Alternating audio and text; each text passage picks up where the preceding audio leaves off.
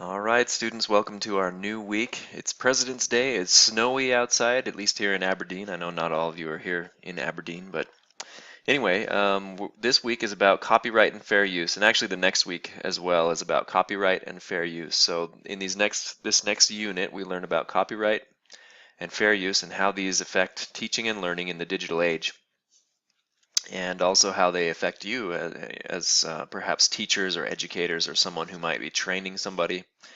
How these important laws and important guidelines affect us.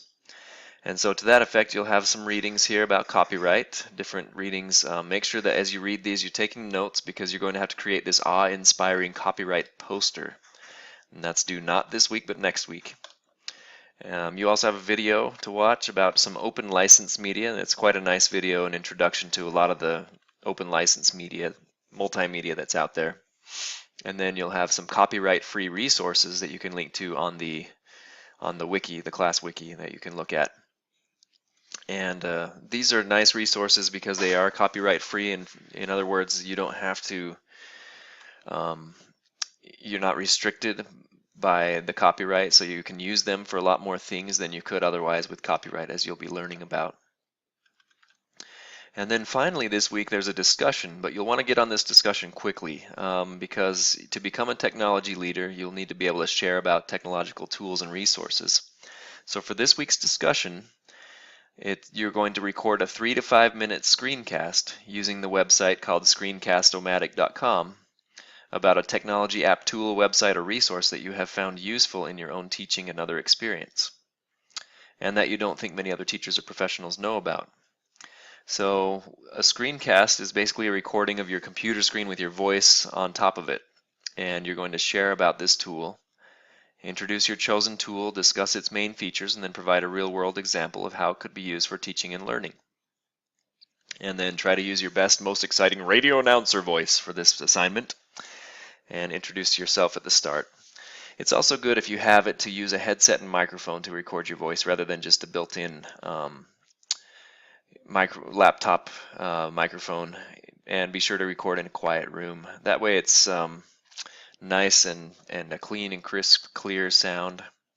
And I also should change this. It's not a podcast. Make the screencast, not podcast. It's not a podcast. A podcast is just an audio recording. A screencast is a recording of your screen with your voice. So when you're done, you're going to attach the file or link to the screencast to this discussion board and then comment on at least 2 other screencasts.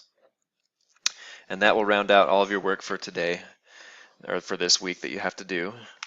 But you want to create a screencast with Screencast-O-Matic. So I wanted to show you just a little bit about this tool called Screencast-O-Matic. And here's the address, screencast-o-matic.com. And you go here and basically hit start recording. And on a Windows machine, you'll have an app that you can install and very quickly and easily install and get running. On a Mac, you have to download an app and install it.